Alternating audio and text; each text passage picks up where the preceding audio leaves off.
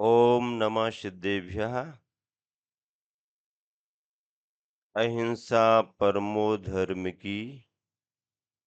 गुरुवर आचार्य श्री विद्यासागर जी महाराज की जय। मंच पर विराजमान ज्येष्ठ श्रेष्ठ निर्यापक श्रमण मुनिवर योग सागर जी समय सागर जी महाराज की जय।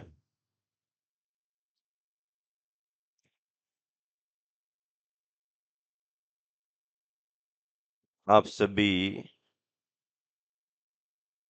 पिछले दिनों से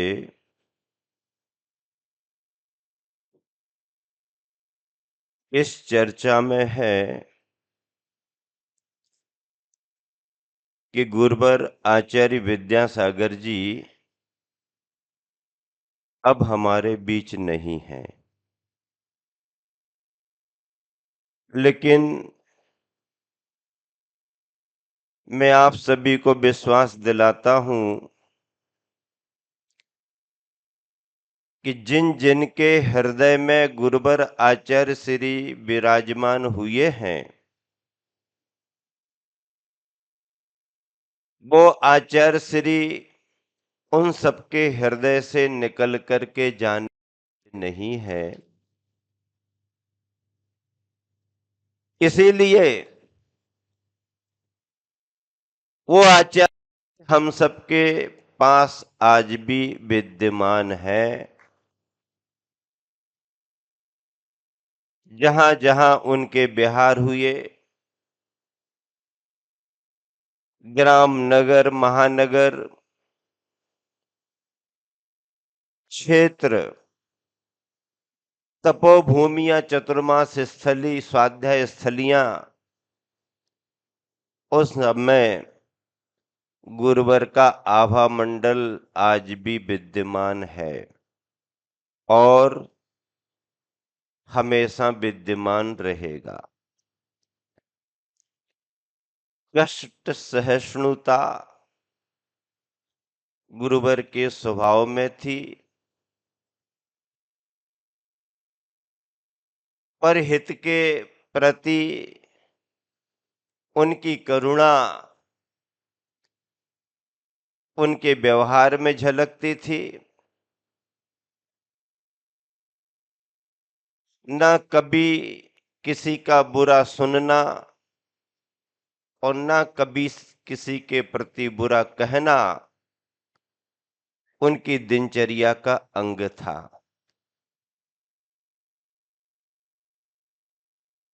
करुणा के कल्प वृक्ष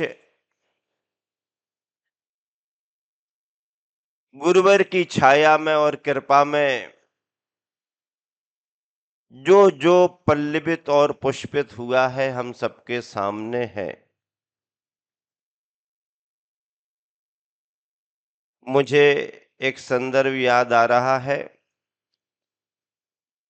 संभवतः सर्दियों का समय था। तिलवारा घाट में गुरुवर आचार्य श्री जबलपुर में विराजमान थे।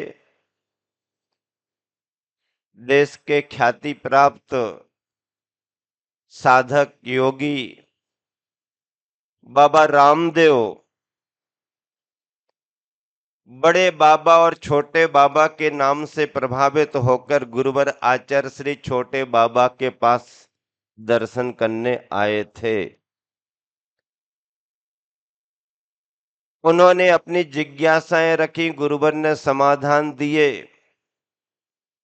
गुरुवर ने ज्ञानार्णव ग्रंथ का उद्धरण देते हुए वह ग्रंथ उन्हें उपलब्ध कराते हुए अनेक योग की बातें बताई और योगी के लिए खान पान में किस तरह का त्याग रखना है यह भी प्रेरणा दी। उन्होंने आजीवन अन्न का रात्रि में भोजन करने का त्याग भी उन्होंने गुरुवर से लिया था।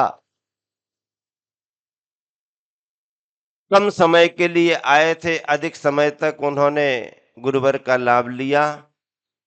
जब बाहर निकल करके आए, समाज बंधुओं ने उनका स्वागत अभिनंदन किया। कमेटी वालों ने उनको बोलने को निवेदन किया।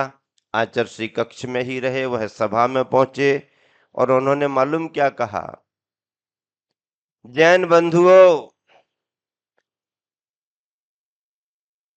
अभी तक आप सबने अपने महावीर को ग्रंथों में पढ़ा है। क्या कहा उन्होंने? जैन बंधुओं ने अपने महावीर को अपने ग्रंथों में पढ़ा है, लेकिन आज मैं अपने महावीर के खुद साक्षात दर्शन करके बाहर आ रहा हूं। जैनियों ने अपने महावीर को ग्रंथों में पढ़ा है, देखा नहीं है। लेकिन बाबा रामदेव जी क्या कह रहे कि मैं अपने महावीर के अभी अभी साक्षात दर्शन करके आ रहा हूं। ऐसा गुरुवर का चुंबकीय व्यक्तित्व, उनकी साधना का प्रभाव जैन जैनेतर जनमानसों में रहा है। संलेखना के संदर्भों की चर्चा संघस्थ सभी साधकों ने आपके सामने रखी है।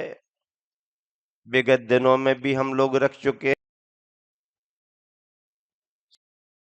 के साथ में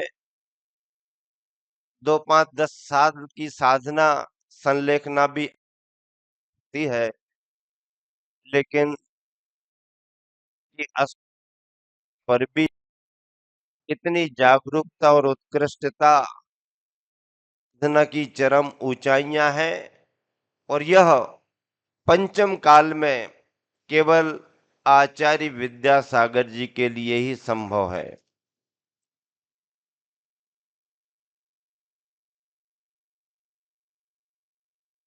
पेड़ पर पक्षी आते,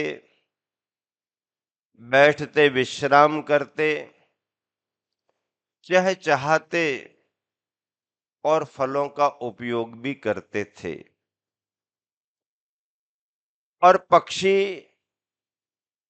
उस वृक्ष को अपना समझ करके अपने घर परिवार जैसा रहा करते थे।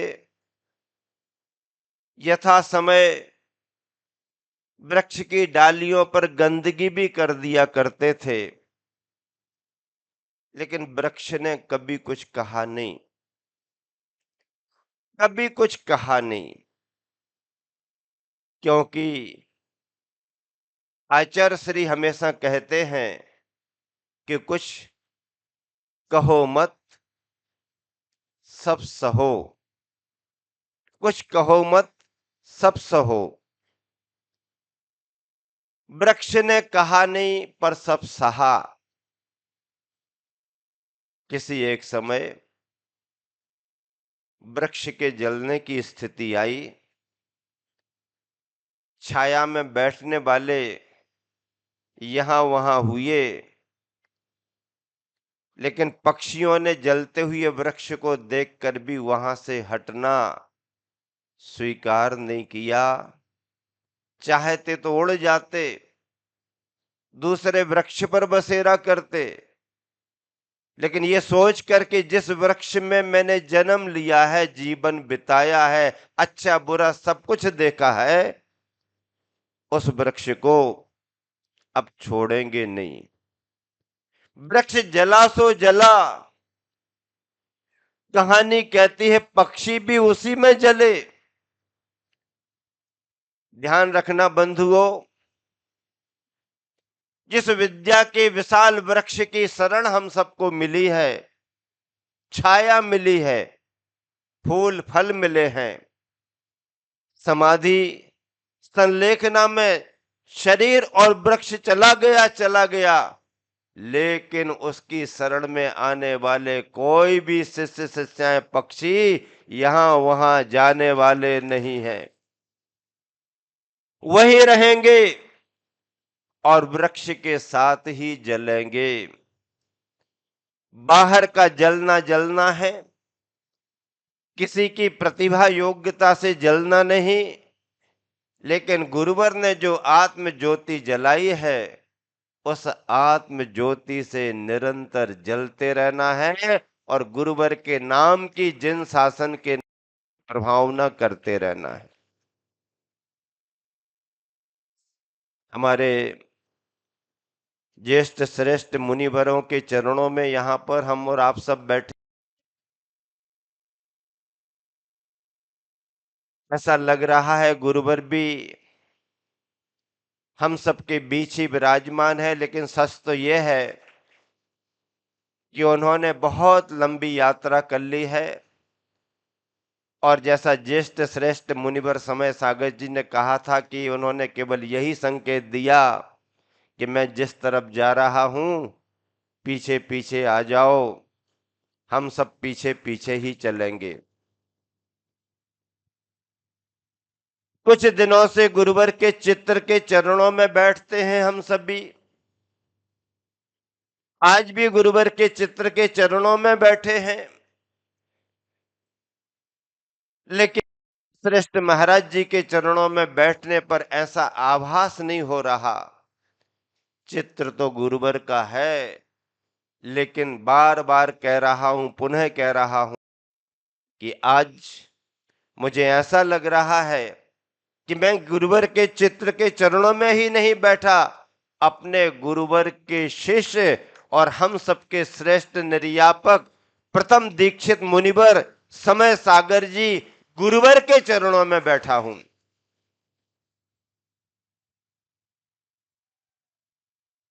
अगर मेरे अंदर से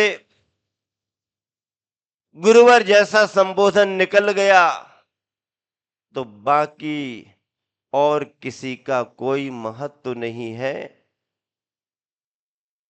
हमारे संघ के ज्येष्ठ श्रेष्ठ निर्यापक श्रमण योग सागर जी महाराज,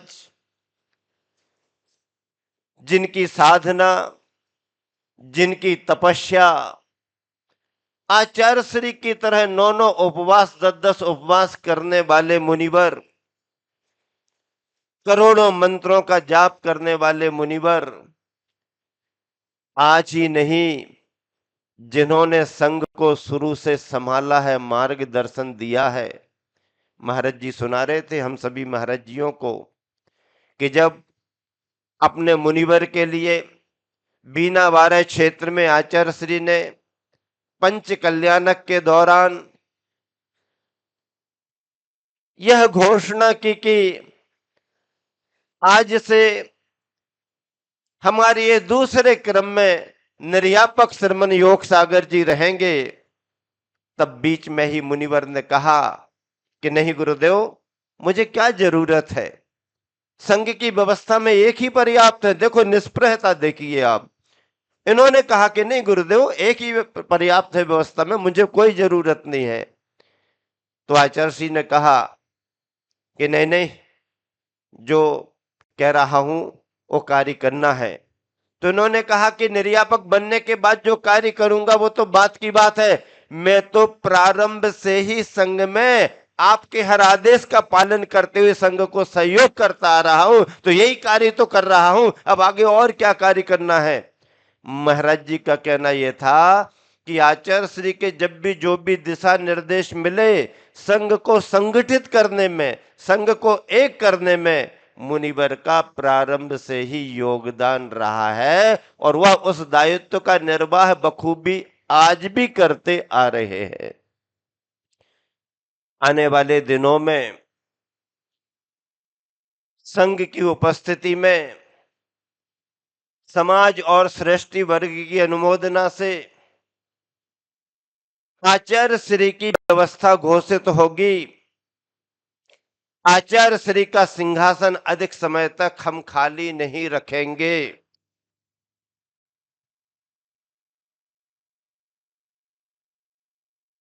खाली नहीं रखेंगे इसका मतलब यह है कि तय करना है क्या? नहीं, संघ तय कर चुका है, किसी की बातों में नहीं आना, भ्रम नहीं पालना। हमारा सारा संघ तय कर चुका है कि हमारे संघ के ज्येष्ठ श्रेष्ठ निर्यापक गुरुवर के द्वारा प्रथम निर्ग्रंथ मुनि दीक्षा प्राप्त मुनिवर निर्यापक समय सागर जी ही पट्टाचारी होंगे।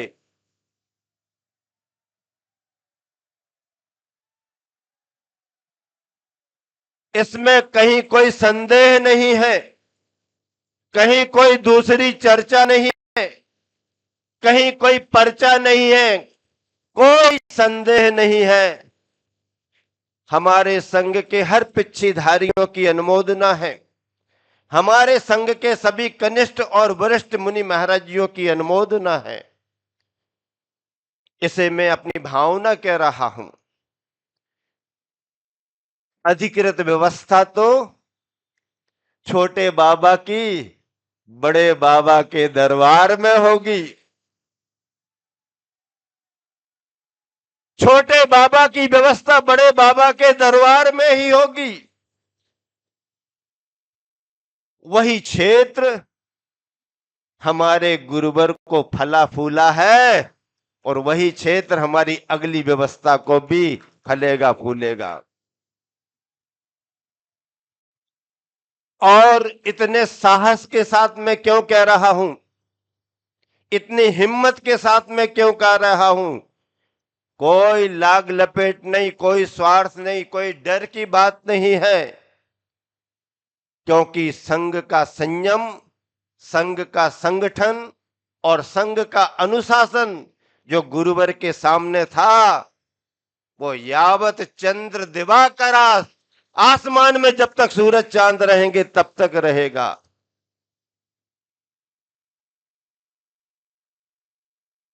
बाहर की चर्चाएं कितनी भी हुई हो, लेकिन अंतरंग के जिन सूत्रों को गुरुवर ने दिया है, ज्येष्ठ श्रेष्ठ निर्यापक मुनि योग सागर जी के पास वो सारे सूत्र सुरक्षित हैं और उसकी साक्षी बने हुए हैं मुनिवर चंद प्रभ सागर जी महाराज, मुनिवर निस्सीम सागर जी नहीं, मुनिवर निस्सीम जी महाराज, एलक धैर्य सागर जी महाराज, और जिन चर्चाओं की पूज्य सागर जी, हाँ, मुनिवर पूज्य सागर जी महाराज, और जिनकी चर्चाओं को पुष्ट किया है विभिन्न संदर्भों के द्वारा मुनिवर चंद्रप्रभु सागर जी ने, मुनिवर निरामय सागर जी ने, और निर्यापक श्रमण ज्येष्ठ श्रेष्ठ गुरुवर के चरणों में छोटे बनकर के फुदक फुदक करके काम करने वाले मुनिवर प्रसाद सागर जी आज उस बात की प्रामाणिक साक्षी बने हुए हैं। मुझे ज्यादा नहीं है, दोनों मुनिवरों का वक्तव्य मुझे भी सुनना है, आपको भी सुनना है, और मैं आपसे केवल इतना कहना चाहता हूं, हारिए बिसारिए ना गुरु नाम। उस दिन भी कहा था, कदम कदम बढ़ाए जा, कदम कदम बढ़ाए जा के गीत गाए जा, ये जिंदगी गुरुदेव की गुरुदेव पर लुटाए जा, ये जिंदगी गुरुदेव की गुरुदेव पर लुटाए जा। हम सबके हृदय में गुरुवर हैं, वो छिपे हुए हैं, हमने छिपा करके रखा है, लेकिन अब ये तब की बात थी जब गुरुवर मौजूद थे, हमने हृदय में उनको छिपा करके रखा था। अब गुरुवर को छिपा करके रखने की जरूरत नहीं है। गुरुवर के हर भक्त में, गुरुवर के हर शिष्य में, गुरुवर के हर शिष्या में, गुरुवर के हर पिच्छीधारी में, ब्रह्मचारी भाई बहनों में, प्रतिमाधारी आदि आदि हर आवाल वृद्ध गुरुवर के भक्त में अब ये भावना आ रही है कि गुरुवर को अब हृदय में नहीं छिपाएंगे, बल्कि अपने अपने चेहरे में गुरुवर की मुद्रा दिखाएंगे, गुरुवर का चेहरा दिखाएंगे। अगर तुमने गुरुवर को अपना गुरुवर माना है, पूरा पश्चिम उत्तर दक्षिण तुम कहीं के भी हो, जहां खड़े हो, आपके चेहरे पर आचार्य विद्यासागर जी का चेहरा दिखाई देना चाहिए।